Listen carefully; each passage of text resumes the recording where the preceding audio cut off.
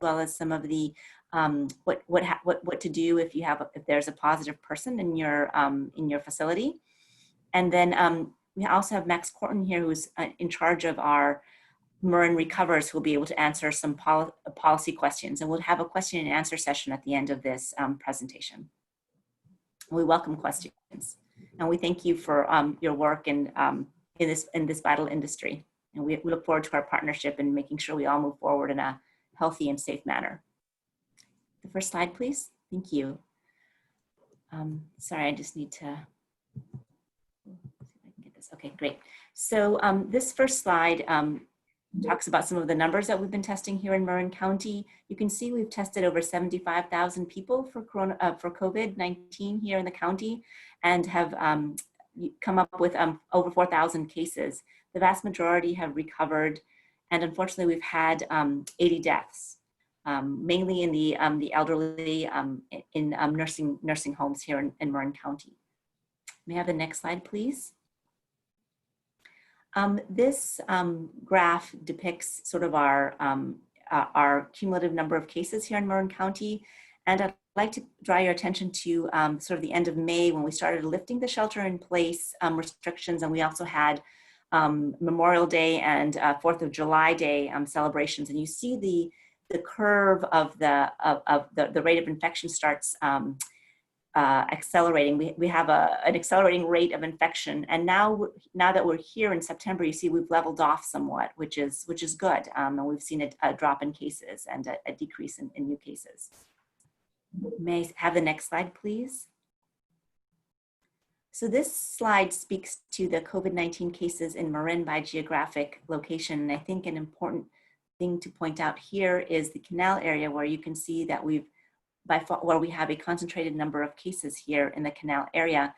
And that's due to a very dense housing density there, where we have multiple families perhaps living in apartments, and people with multiple jobs who are actually frontline workers in things like grocery stores and restaurant workers, where we know we have higher infection rates. And so we're dedicating a specific effort to this area, trying to flatten the curve and decrease cases in this important population. Next slide, please.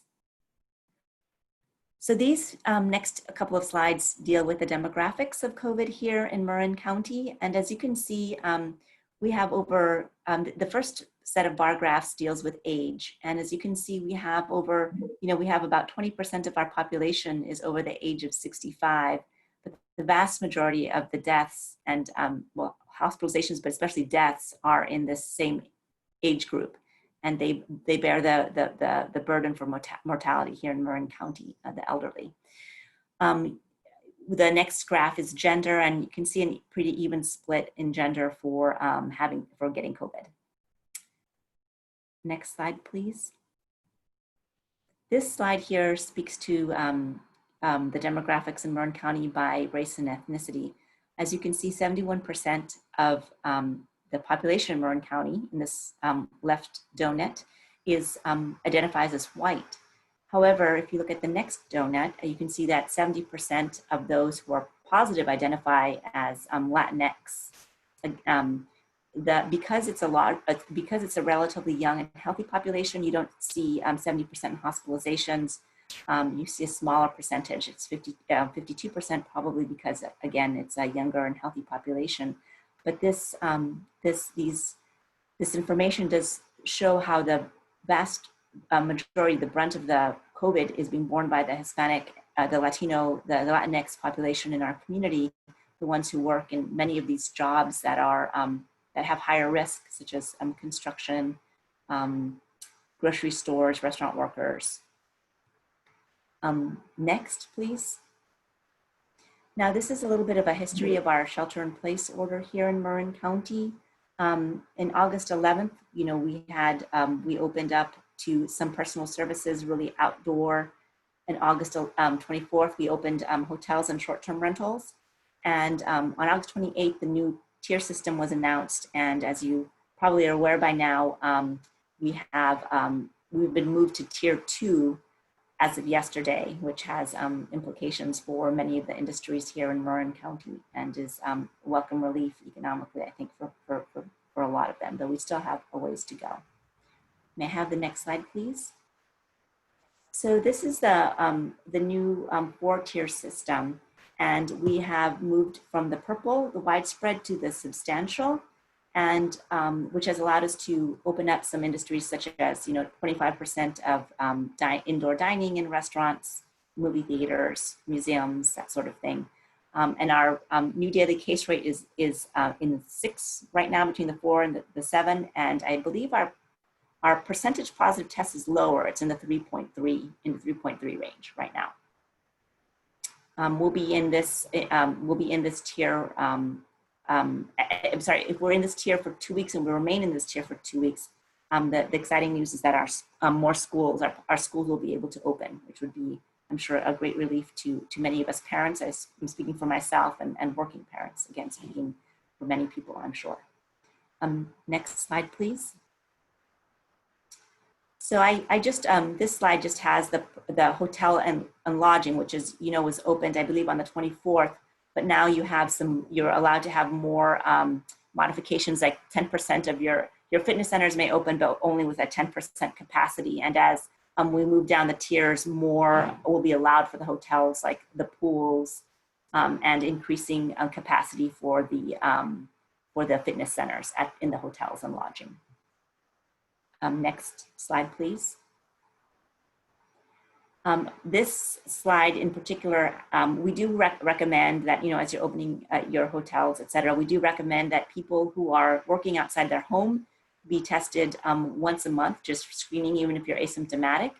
And we have testing available here in Marin, both walk-in testing, which is the Marin Community Clinics on the left, and you can see the various times and days of week available. And on the right is our LHI, is another testing site, LHI in San Rafael as well, and that is appointment only, so you can make an appointment online for that, and that is a Tuesday through Saturday from 7 to 7. Next slide, please. I'd just like to briefly talk about what happens if you end up with the case in the workplace. What does the organization do? We ask that we get reported at these numbers, and the reason why the labs usually report to us when there's a positive case, but sometimes you have a worker who is not a Marin County resident or may have tested outside of Marin County, and so that case gets referred to us at a later date, and we'd like to know earlier rather than later. And sometimes also cases don't report to us where they work, so they may actually tell their employer, oh, I've been diagnosed with COVID, but they may not have let us know through the registration form when they were tested through us. So we'd like to be notified, please. We'd like to remind all employers that you must maintain confidentiality. You cannot release the name of the sick person to anyone in the workplace unless they specifically give you permission to release their name. We do ask for us that the employers help us identify close contacts. The close contact is somebody who has been within 6 feet for more than 15 minutes to the sick person during their infectious period, and our business investigators can help you determine that particular infectious period. The next point is about returning to work, and that is that if you have a person that tests positive, they can return to work if they meet 3 criteria. They have to have had at least 10 days pass since the positive test result or the onset of symptoms, and they've had to have improvement of symptoms, and no fever without any fever-reducing meds in the past 24 hours. Neither we, the Marin Public Health, nor the CDC recommend repeat COVID testing. And the reason for that is that we've discovered that people can test positive for weeks, even a couple of months after an initial positive test, because they're shedding dead virus particles, and we can pick them up with our test, but they're not actually infectious. So we can get sort of a false reading on whether or not we can, we can get a reading that they're positive when we do not feel that they're infectious to others. So once they finish their quarantine, their isolation period, we recommend they go back to work. And I'm sorry, I forgot to mention above that when you determine who a close contact is of the sick person, they need to go home. They need to stay at home for 14 days from the last day that they were in contact with the sick person. And we recommend that those close contacts be tested 5 days or later after the last day of contact with the case. And that is to make sure that we pull people who have a chance of turning positive off the workplace to hopefully, because we are trying to prevent an outbreak at your workplace. May I have the next slide, please? We also recommend that the staff, is educated with, printed copies of isolation and quarantine, which we can give out, which we can we can email to you. And we also think that everybody else in the workplace who was there during the time of the infectious period of the case, just be notified that there was somebody sick, again, not releasing names, and that they monitor themselves for symptoms for 14 days from the last day the sick person was there. Now, these are for people who are not close contacts. The close contacts who are within 6 feet for more than 15 minutes do need to go home. And the symptoms that we ask for to be monitored for, you probably are familiar with. We have a list here, and I just I'm not going to go through them because you're probably familiar with them. May I have the next slide, please? We also recommend cleaning and disinfection measures be instituted once you have if you have a positive case at your workplace. And there are, we have here the recommended guidelines from the CDC. And we also think it's always a good opportunity to frequently remind your staff, and particularly if you have had a positive case, to wear face coverings properly, covering the nose and mouth at all times, frequent hand washing with soap and water, or using an alcohol-based sanitizer with at least 60% ethanol, avoiding touching the face, using a tissue or elbow for coughs and sneezes. And really an important thing is keeping social distancing, keeping 6 feet away from others. May I have the next slide, please?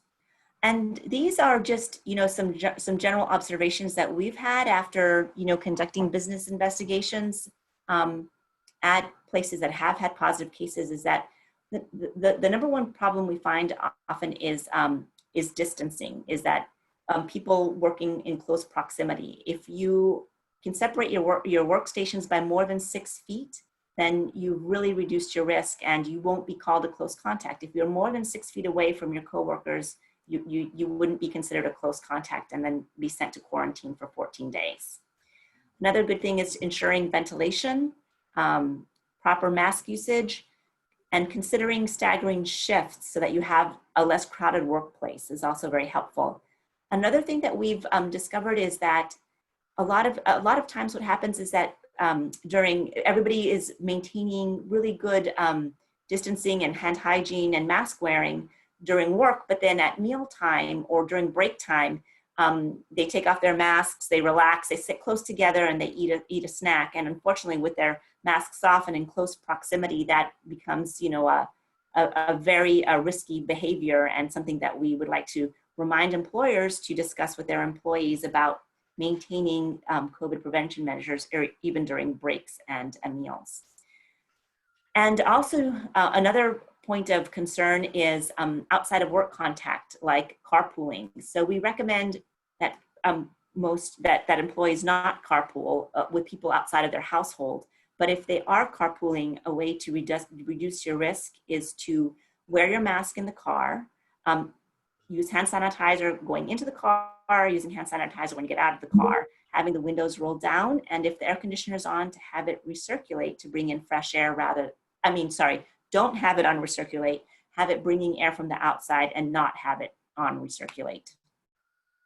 And the other thing to remember is that transmission doesn't occur in the community at home. And so going to the grocery store or using public transportation or being out and about in your community, to remember to use precautions, mask wearing, frequent hand hygiene, and staying 6 feet away from people who are not in your household is really very important. May I have the next slide, please? I just put this, this slide is just, I'm not aware, I'm sure you all are aware that California Department of Public Health has released specific guidance for hotels and lodging. And this is the website, and they have, it's a nice document where they go through various protective measures, as well as things to do and to maintain vigilance in your place of business to decrease the risk of COVID, both for your employees and your guests. And may I have the next slide, please? And just wanted to, there's a lot of information on the web, both from the CDC as well as from Marin County Department of Health. And I just wanted to give you some of the websites that we would recommend to find more information. May I have the next slide, please?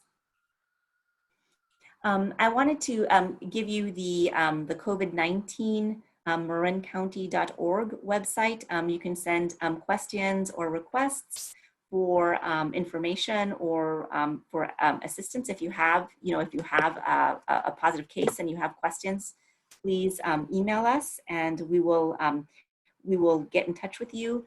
If you previously, if you had questions, you may have been hearing from our public health nurse, Sandra. But we are now, we've switched to it. There's going to be, Sandra's now working on schools, and now we have Monica and her team, very capable people who are working on this commerce, on the commerce side, and they're available and willing to help and eager to help. We're really eager to assist you with your questions and issues. And I'd be happy to take questions now at this point, either for myself or for Max, or any kind of question you may have. Looks like we have at least one hand raised from Sorry. Justin. Yeah, You can go ahead and I jump in. raised my hand.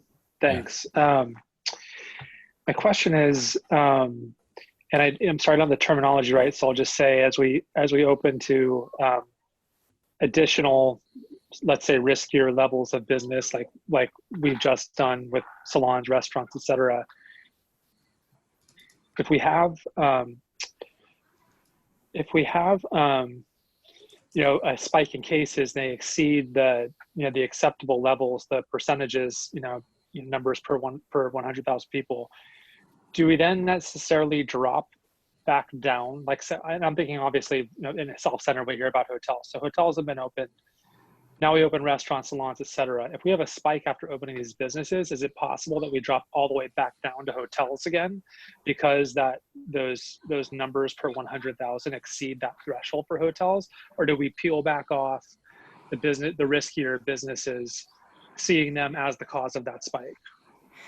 My understanding right now, of course, this is the cards are held by the state, of course. So they have ultimate control, and that's something that Dr. Willis works with them very closely. But I'd like to point out that in the new tier system, hotels are open even in tier 1. So yes, we can. If your question is if we don't do very well for a while with our numbers, yes, we can be rolled back into a tier. But for hotels that will be open in tier 1, and I don't think we'd be rolling back right now, and things may change. Right now, I don't think we'd be rolling back specific industries except as they pertain to the various tiers. So if we do go back to tier 1, then yes, those particular businesses that just opened in tier 2, I think they would be closed down again, yes. So hopefully that will not happen. We are, doing our best to not have that happen. Does that make sense, Justin? Yeah, hotels are allowed in the purple tier, so they now we're just pretty much deferring to the state mostly in what's open or closed. So hotel under none of the tiers are hotels closed. Right. Right. No, that makes sense.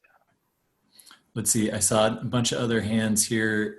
Cass Green, do you want to jump in? Sure. First off, I'm so happy that hotels have, we're separated out from the other uses, and that you're following the state's guidance now. So that's really good news. My main question is the slides. Where can we get them? I want to share them with my employees.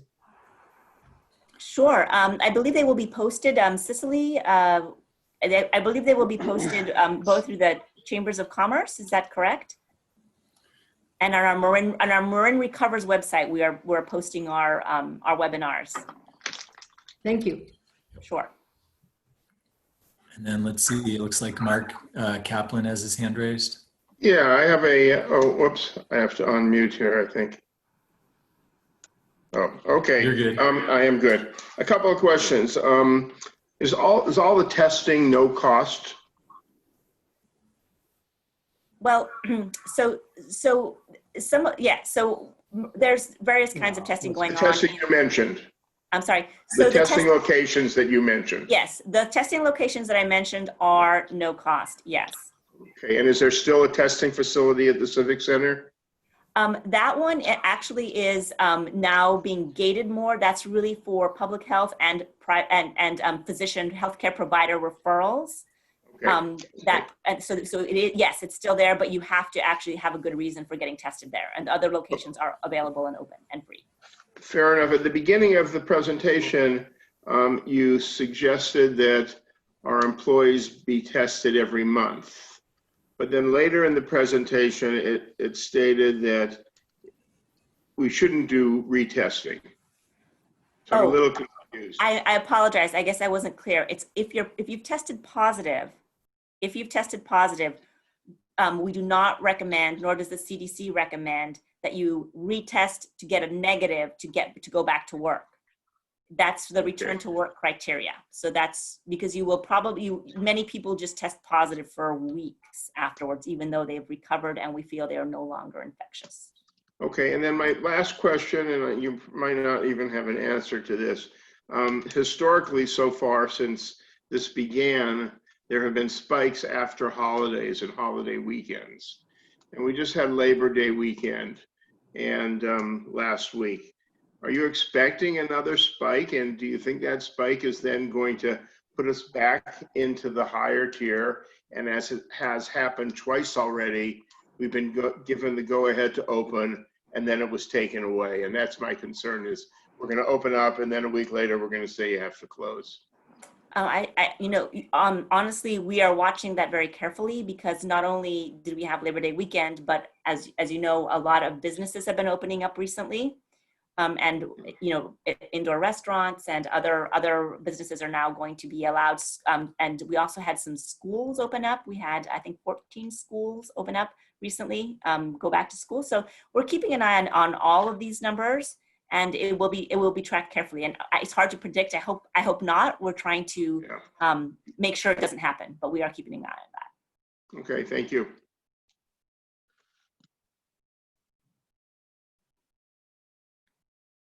Other questions? I saw one in the chat there about can hotels have meeting space available for meetings? And I think, at this point, I don't think that is allowed. I think I know the state's working on potentially updating guidance around gatherings, but gatherings are still not allowed. And then even for offices, there's it's sort of just restricted to essential functions at this point, I think. Unless, Celia, does that sound right to you? That does sound right to me. I was just wondering about offices with the, it's still in tier 2. Offices are still remote. They don't open until tier 3. So yes, as far as I know right now, I don't think we're allowed to have those indoor conferences, but I'm sure there's a lot of questions being asked at the state now for clarification, and that's another good one to clarify. Let's see, any other questions?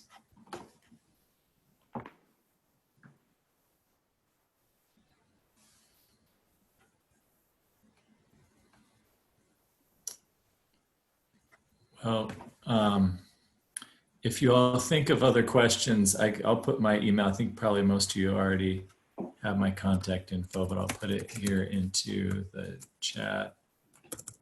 Good evening. This is Hope from the Embassy Suites. I'd raised my hand. I'm not sure if you guys could see it. Can you hear me? Sorry, yeah, Sorry, please go right Okay. ahead.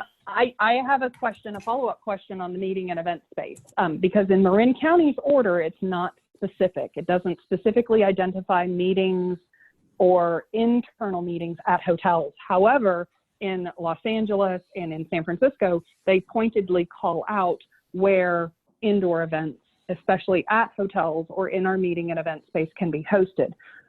Looking at the tiers and looking at the guidance from the government, it appears with movie theaters and salons and restaurants reopening to the 25% capacity, that meetings and events should be combined in and with those numbers, because you're bringing in a population that is not in their individual bubbles to be in same areas together. Is that something that you can have the conversation about so that we can safely reopen these spaces? If business is allowed to happen in Marin, meetings and events are a large part of that business. Yeah, Hope, I think we're not allowed to be more lenient than the state's guidance. And when I look at I can't find anywhere in the state's guidance that says that meetings or conferences or things like that are allowed. And it looks to me like even essential office space where they would have meetings are still restricted, just essential functions on site. And I think, for the way that our guidance is now, we're just deferring to the state except for a couple of additional things that we're calling out in addition to the state. So just sort of clarifying the hotel and short-term rental guidance from the counties, just sort of clarifying that units should be for individual households only, and that if there's, social outdoor gatherings, like if two households that are in a social bubble together rent, units that are adjacent to each other, they can, be outdoors, but just within the confines of that, their social bubble cohort, if that makes sense. I guess it doesn't, because I don't understand where I guess my problem is, or question is, and confusion still lies in, when I look at the information that San Francisco put out yesterday afternoon, where they called out specifically the hotels being able to open because they're moving back into the most restrictive tier, that when they get to tier 2, which is where we are, then the meetings and event space would reopen, according to the order that Mayor Breed put out yesterday. And it calls it out specifically. So I'm looking, I guess I'm trying to understand why there's such a big variance between what they can and are allowed to do in the same tier in San Francisco and in Los Angeles, but Marin County doesn't address it. And I know it's a small portion of our revenues. I understand it's a small portion of our tax base, and their demand is going to be low for a time period, but I know that there's also pent-up demand for people who are looking for these things, because we're fielding calls on a daily basis about it. So I just need to be able to give them a better idea of what's happening, because based off of the current opening timeline, if we hold to that it will not reopen until we get to phase 4, that we're talking about the end of the year, potentially beginning of next year, before we can start offering meetings and events to our guests indoor. Yeah, I mean, I can bring it back to Dr. Willis and Lisa Santora. I mean, I think, and we can reach out to San Francisco and LA, or if you have contacts there, or if you read the state guidance and can point out where that is described as allowed. I mean, I think we're just deferring to the state and right now just trying to, read it as best as we can and communicate that to all of you. But if you're able to find something in there that points to meetings being allowed under tier 2, happy to connect with that. And I see there's some other folks with their hands raised as well here. Did somebody else? It's hard. I'm not sure if people have put down their hands or if they're just raising them. I have mine raised, and I don't want to jump anyone's turn, but I wanted to just kind of piggyback on what was being said there and say that,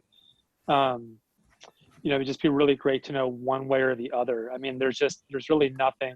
I mean, I think the woman who was just speaking, sorry, I didn't catch her name, was kind of pointing out that that there's nothing that speaks to it in the county tier levels. So it's hard to know, like as a hotel, like, can we do it? Can we not? Well, it doesn't really specifically say anywhere we can't, but we kind of know we can if we fit these other categories. So it's becoming a judgment on our judgment decision on our parts, which makes it really difficult on managers, because obviously we're trying to bring the most business we can to the hotel, and we don't want to be kind of like making up rules that we don't know if they actually exist or not. So I know there's probably a lot of idiosyncrasies in the various industries, but if it is possible for you to bring it back to the powers that be and outline hotel conferences and meetings one way or another, that would be super helpful. Yeah, and I mean, to me, it's fairly clear that they're not allowed at this point. But I think but what I'm hearing you say is that there's other jurisdictions that are saying that that's allowed, and so if we can reach out to those folks and to reconsider it, and then also, if you're able, there's the state, there's the I think there was a link to it. There should be a link on the Marin Recover site, and I could screen share it and post it. I think it was in this presentation, but the state has that detailed guidance of what is allowed in hotels and short-term rentals. And so everything that's allowed should be listed there in the state guidance, what's allowed by the state. Okay, I'll take a look. Okay. Is there anything new on the short-term rentals that we need to know about?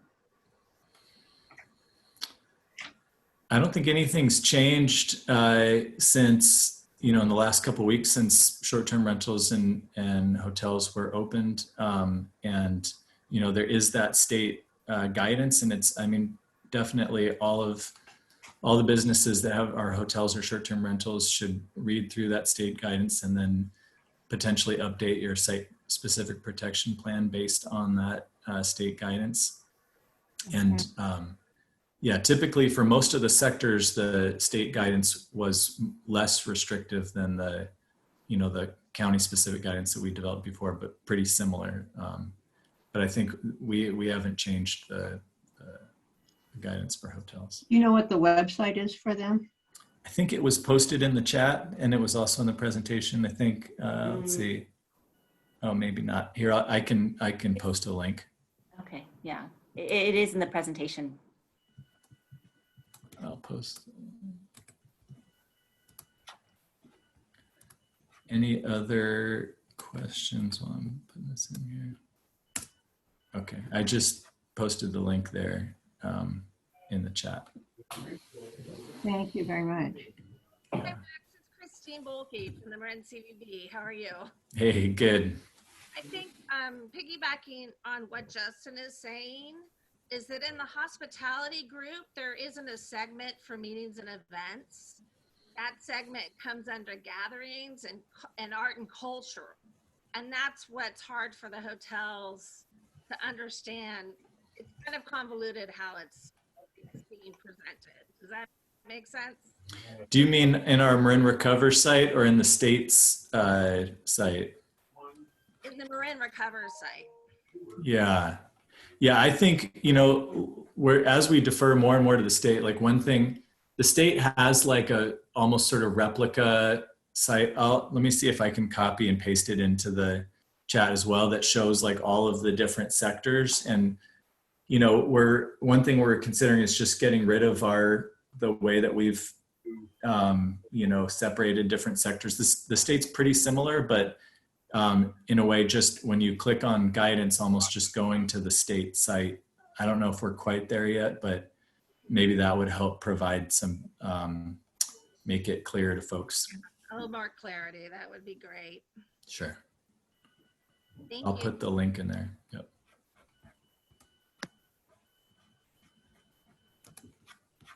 Any other questions?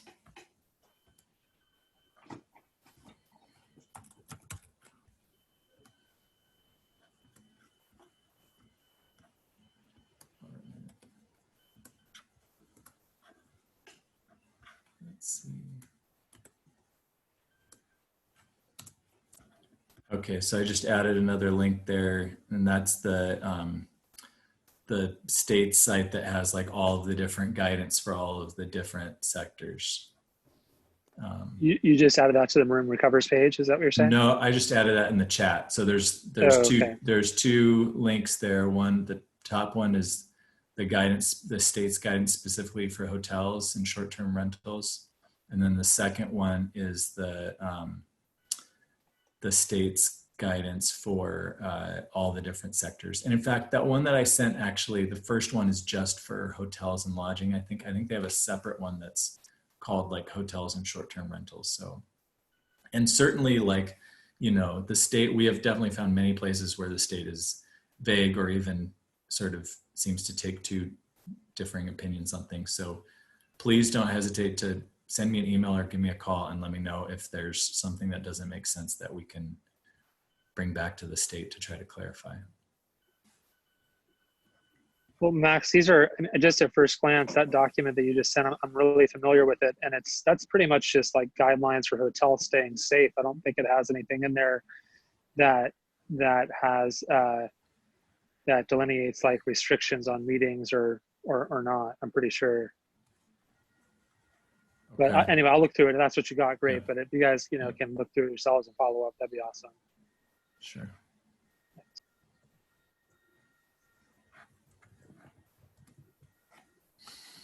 All right. Any other questions?